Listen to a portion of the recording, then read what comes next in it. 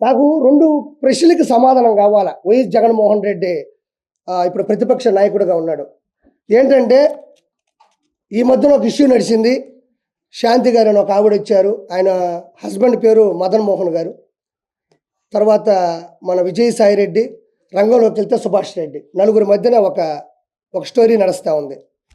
నేనేమంటున్నా అంటే విజయసాయి రెడ్డి DNA టెస్ట్కి వెళ్తాడా లేదా, వైఎస్ జగన్మోహన్ రెడ్డి అసెంబ్లీకి వస్తాడా రాడా? నాకు 2 క్వశ్చన్లు జగన్మోహన్ రెడ్డి ప్రభుత్వాన్ని నేను హెచ్చరిస్తున్నా. DNA టెస్ట్కి విజయసాయి రెడ్డి వెళ్తాడా లేదా, జగన్మోహన్ రెడ్డి అసెంబ్లీకి వస్తాడా రాడా? ఇప్పుడు ఒక నిమిషం అండి, మా ఇంట్లోనో లేదా పక్కింట్లోనో ఇంకో పక్కింట్లోనో లేదా ఇంకొక చోట ఏదో ఆడవాళ్ళతో ఒక సమస్య జరిగింది, ఒక వ్యక్తి వచ్చాడు, ఇలా జరిగింది, విజయసాయి రెడ్డి అనే వ్యక్తి నా భార్య నాతో అనిందండి శాంతి గారు, ఏమనిందంటే ఆయనకి పిల్లలు లేరు కావాలని ఏదో ఒక ఇష్యూ నడిచింది. అది మళ్ళీ ప్రత్యేకించి చెప్పి ఆడవాళ్ళ విలువను కానీ ఆడవాళ్ళ గురించి తప్పుగా మాట్లాడటం, చిత్రీకరించడం నాకు నచ్చట్లే. అది జనాలకు తెలుసు కాబట్టి నేను ఒక చిన్న ఇంప్లిమెంట్ చేసి చెప్పేశాను అంతే. ఇప్పుడు ఏమంటున్నారంటే జనాలు, ప్రజల చేత ప్రజల కొరకు ప్రజల యొక్క ఉన్నటువంటి ఈ రాజ్యాంగబద్ధంలో ఒక వ్యక్తి ఒక ఎంపీగా, మెంబర్ ఆఫ్ పార్లమెంటు, రాజ్యసభ సభ్యుడిగా ఢిల్లీలో ఉన్నాడు. ఎక్కడ? మన ఆంధ్రప్రదేశ్లో ఎన్నుకోబడినటువంటి ఒక రాజ్యసభ సభ్యుడు ఢిల్లీకి వెళ్ళినప్పుడు వాళ్ళు ప్రశ్నిస్తారు, మేము నీకు ఓట్లేసి గెలిపించాం కదా, నువ్వు మంచోడు అనుకున్నాం కదా, ఆ అమ్మాయి వచ్చి ఇప్పుడు ఒక అలిగేషన్ పెట్టింది, వాళ్ళ హస్బెండ్ వచ్చేసి ఆవిడ నాతో అనింది, కాబట్టి నువ్వు దీనికి సమాధానం చెప్తావా లేదని అడుగుతున్నారు. నేను కాదు అడిగేది, ప్రజలు అడుగుతారు. ఆంధ్రప్రదేశ్లో 175 నియోజకవర్గాలు ఉన్నాయి, 25 ఎంపీలు ఉన్నాయి, మీకు తెలియదేం కాదు. వాళ్ళందరూ కూడా ప్రజలు ఈరోజు నిలదీస్తున్నారు, నిందిస్తున్నారు. ఏమని విజయ్ ఏమంటాడంటే దానికి వచ్చిన మాట చెప్తాడు. ఏం మాట చెప్తాడంటే, ఆ అమ్మాయే చెప్పింది, ఆయన వయసు ఎంత, నా వయసు ఎంత, నీ వయసు ఎంత, నా వయసు ఎంత అనేది DNA టెస్టా? నేను ఎప్పుడు తప్పే చేయను, నా పేరు విజయసాయి రెడ్డి అని గట్టిగా అరిస్తే విజయసాయి అది DNA టెస్ట్ అవుతుందా? వెంకటేశ్వర సన్నిధిలో వచ్చిన ప్రమాణం చేస్తా అంటాడు, ఇది DNA టెస్ట్ అవుతుందా? మరి అలా అనుకుంటే ఈరోజు సివిల్ కేసులు ఉన్నాయి, క్రైమ్ కేసులు ఉన్నాయి, రకరకాల హత్యాకాండ కేసులు ఉన్నాయి, 302 సెక్షన్ ప్రకారం ఉన్నారు, జీవిత ఖైదు అనిపించే వాళ్ళు ఉన్నారు. వాళ్ళందరూ కూడా ఇదే మాట చెప్తారు, మా అమ్మ మీద ఒట్టేసి చెప్తున్నాను, మా నాయన మీద ఒట్టేసి చెప్తున్నాను, మా అమ్మని అడగని నేను ఎంత మంచివాడిను, మా ఊరోళ్ళని అడగని ఎంత మంచివాడిను. ఈ మాటలు అనేటివి ప్రజా పరిపాలనలో సరిపోతాయా? ఈ మాటలు గట్టిగా అరిచినంత మాత్రానో నేను ఎలాంటి వాడినో మీకు తెలియదు అనే మాటలు తాత్కాలికం, ఏదో సరదాగా విని ఊగుట్టు వదిలేసేటి తప్ప వీటికంటూ కొన్ని టెస్టులు ఉంటాయి. DNA టెస్ట్ ఉంటుంది. ఆ DNA టెస్ట్లో ఒక ఎంట్రీకి ఇచ్చేస్తే ఒక 10-15 నిమిషాలు, ఒక రోజు చూసి ఆ జీన్స్ కరెక్ట్గా ఉందా లేదా ఏంది అనేది ఒకటి చెప్పేస్తారు. ఇవన్నీ ఎందుకు? తప్పే ఉంది. ఒక ప్రభుత్వం ముందుకెళ్ళేటప్పుడు 4 అలిగేషన్స్ వస్తాయి, నలుగురు మన మీద అరుస్తూ ఉంటారు. ప్రజాస్వామ్యంలో ప్రజల చేత ఎన్నుకోబడ్డ వాళ్ళం కాబట్టి, మనం ఢిల్లీ వరకు వెళ్ళినటువంటి రాజ్యసభ సభ్యుడు కాబట్టి, ప్రజలకి నమ్మించాల్సిన అవసరం మనకు ఉంది కాబట్టి, నోరు మూసుకొని మనం ఏం చేయాలంటే DNA టెస్ట్కి అధికారికంగా ఏదో ప్రైవేటు బద్దీకరణ అవసరం లేదు, కోర్టు ద్వారానో లేకపోతే ఒక గవర్నమెంట్ అధికారంగా ఇచ్చే DNA టెస్ట్గా ప్రజల సమక్షంలో లోపలికి వస్తావో వాళ్ళు చెప్తారు. అన్నీ మీకు తెలియదా? ఈరోజు అసెంబ్లీలోకి వెళ్తే గెలిచిన ప్రతి శాసనసభ్యుడు ప్రమాణ స్వీకారం చేస్తాడు, ఇది చట్టబద్ధం. క్యాబినెట్ మినిస్టర్లు చేస్తారు చట్టబద్ధం, సీఎం చేస్తాడు చట్టబద్ధం, డిప్యూటీ సీఎం, అలానే ప్రతిదానికి ఒక చట్టం ఉంటుంది. కాబట్టి ఇవన్నీ వేస్ట్ మాటలు. అతను ఒకటే అంటున్నాడు, ఏమంటున్నాడంటే, సార్ నాకు డైవర్స్ ఇవ్వలేదు, నాకు ఇచ్చిన డైవర్స్ కరెక్ట్ కాదు, నాకు డైవర్స్ ఇవ్వలేదు, నాకు డైవర్స్ ఇచ్చేసని చెప్పి పేపర్లో నకిలీ చూపిస్తుంది. 2021-22లో పుట్టినరోజు జరిగినప్పుడు కూడా కేకు మీద మా ఇద్దరు పేర్లు రాసున్నారు. అంటే నేను విడిపోయినప్పుడు, నేను బయటకు వచ్చేసినప్పుడు నా మీద ప్రేమ ఎక్కడి నుంచి వస్తుంది అని మాస్కులు వేసుకోకుండా కేక్ కట్ చేసేటప్పుడు కూడా ఒక వీడియో వచ్చింది. అంటే ఇవన్నీ కూడా ఎవరికైనా అర్థమైపోతుంది ఇది కరెక్ట్ అని. ఎందుకంటే ఒక భర్త వచ్చేసి 2 ఆడపిల్లకాయలను పెట్టుకొని భార్యని నిలదీసి బయట పెడితే పరువు పోదా? ఇప్పుడు 2 పిల్లకాయలు ఆడపిల్లలే కదా వయసుకు వస్తున్నారు. కాబట్టి ఖచ్చితంగా విజయసాయి రెడ్డి అనే వ్యక్తి 100% ఆల్రెడీ నిందితుడు. ఆల్రెడీ కొత్తగా నిందించాల్సిన అవసరం లేదు. ఆల్రెడీ విజయసాయి రెడ్డి అనే వ్యక్తి A2గా ఉన్నాడు, అక్యూజ్డ్ 2.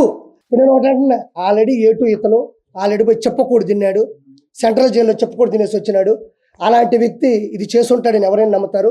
కాబట్టి DNA టెస్ట్కి ఖచ్చితంగా అటెండ్ అవ్వాలి. డిఎన్ఏ టెస్ట్కి విజయసాయి రెడ్డి ఇప్పుడు కూడా పెట్టాడు ఒకటి, నాకు ఏ మహిళతోనూ అక్రమ సంబంధాలు లేవు.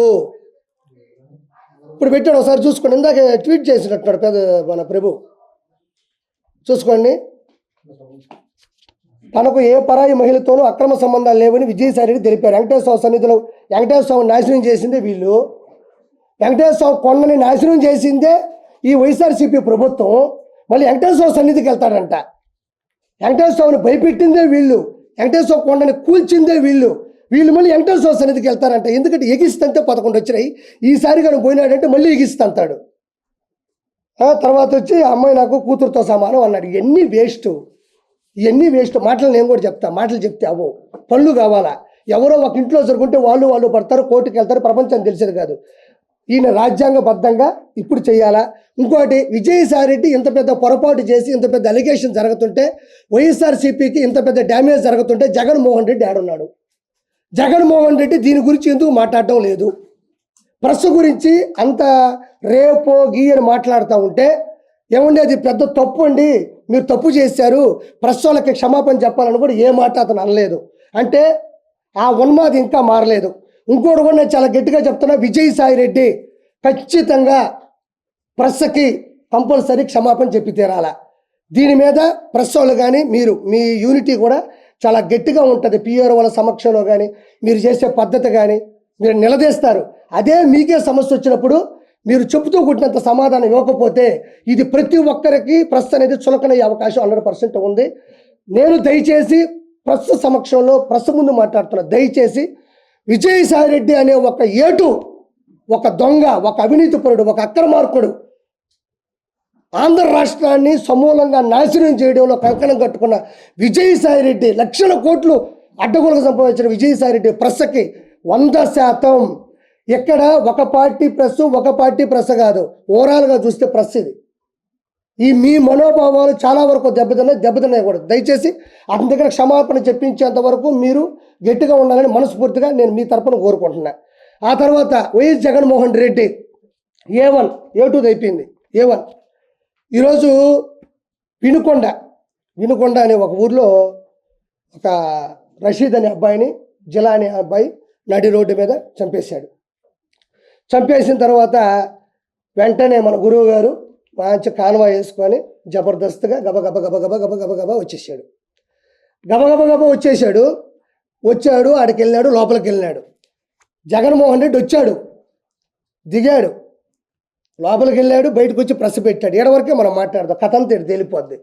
జగన్మోహన్ రెడ్డి వచ్చేటప్పుడు ఆయన కాన్వాయ్లో ఉండే ఒక బండి బాగాలేదంట, కావాలనే దిగి ఇంకో బండి ఎక్కడం. అంటే నన్ను సరిగ్గా చూసుకోవడం లేదు, నన్ను పట్టించుకోవడం లేదు, నన్ను వీళ్ళు చంపేద్దాం ట్రై చేస్తున్నారు. అదే బండి చంద్రబాబు నాయుడు గారు 2014 నుంచి 2019 ఉన్న, 19 నుంచి 24 ఉన్న, ప్రతిపక్ష హోదాలో ఉన్న అందరూ వాడినట్టు బుల్లెట్ ప్రూఫ్ కారే అది. మనం గెలవాలా. ఇప్పుడు ప్రతిపక్ష హోదా కావాలన్నా 18 సీట్లు కావాలా. మనం అలాంటి కాన్వాయ్ కావాలన్నా మనం గెలవాలా. మనం గెలవకుండా మనకు కావాలా అంటే కుదరదేడా. ఐఏఎస్ ఉంటుంది, ఐపీఎస్ ఉంటుంది, ఇక్కడ ఎమ్మెల్సీ ఉంటుంది, లేకపోతే మన ఎమ్మెల్యే ఉంటుంది, మెంబర్ ఆఫ్ లెజిస్లేటివ్ అసెంబ్లీ ఉంటుంది, లేదా మెంబర్ ఆఫ్ లెజిస్లేటివ్ కౌన్సిల్ ఉంటుంది. దాని తేడా ఉంటుంది. మనం గెలవడంలోనూ, ప్రజల చేత ఎన్నుకోబోవడంలోనూ, మన మెజారిటీ వల్ల మనకు వచ్చేటువంటి స్థాయి ఉంటుంది తప్ప, మనం గబగబా దిగేసి ప్రాంక్ వీడియోస్ చేస్తారు చూడు, గబగబా ఈ బండి దిగి ఆ బండి ఎక్కినంత మాత్రాన జగన్మోహన్ రెడ్డి చెప్తున్నా, నీకు ఎవడు కొత్త బండి ఎవడు, ప్రభుత్వం ఏదైతే నియమిస్తుందో ఆ బండే ఇస్తారు నీకు. ఒకటో పాయింట్, దాన్ని జనాల ముందు ఫోకస్ చేయడం. అంటే ప్రజలు ఒక చోట ఉంటే మనోడు ఉడికెత్తిపోతాడు. ప్రజలు ఒక చోట ఉన్నాడంటే ఉడికెత్తిపోతాడు ఆ ఉన్మాది. ఎట్ట ఉడికెత్తిపోతాడంటే వాళ్ళ ముందు చేయాలి. అంటే వాళ్ళ ముందు చేస్తే కదా, అమ్మో జగన్మోహన్ రెడ్డికి బండి తీసేసి ఆ బండి ఇచ్చారు, ఆ బండిలో చంపేస్తారేమో అందుకని ఇంకో బండి ఎక్కాడు అనేది అక్కడ చిత్రీకరించడానికి ట్రై చేశాడు. ఇది ఒకటో పాయింట్, జనాలు తెలుసుకోవాలా. రెండో పాయింట్, వచ్చిన తర్వాత ఏం చేశాడు, బండి డోర్ తీసి చక్కగా నోరు ఓపెన్ చేసి ఇలా పెట్టి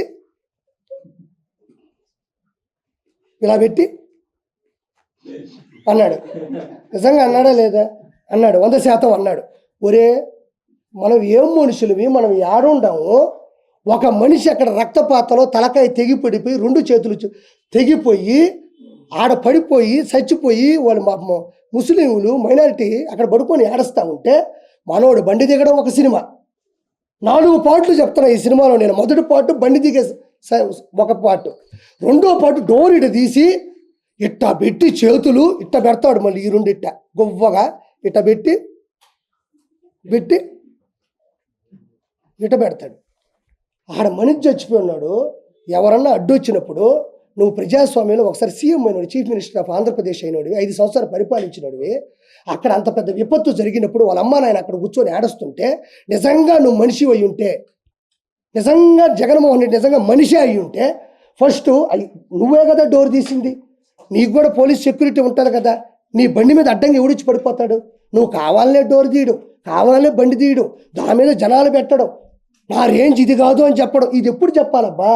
ఏదైనా క్యాంపెయిన్ జరిగేటప్పుడు, ఎలక్షన్స్ ముందు రోజో, లేకపోతే ఒక శుభకార్యానికి వెళ్ళేటప్పుడు, లేకపోతే ప్రజల కోసం వెళ్ళి మాట్లాడేటప్పుడు, సభలకు వెళ్ళేటప్పుడు చేస్తారు. మనిషి చనిపోయి విపత్తుతో ఉన్నప్పుడు చేస్తారా? అక్కడ కూడా ప్రమోషనే. ఇది నస్తాయి, ఇది నస్తాయి. జగన్కి క్రేజ్ ఏమాత్రం తగ్గలేదు. వినుకొండలో విపత్తు, జగన్ హాజరు, ఇది 9వ 10వ ఈ తమ్నైలు.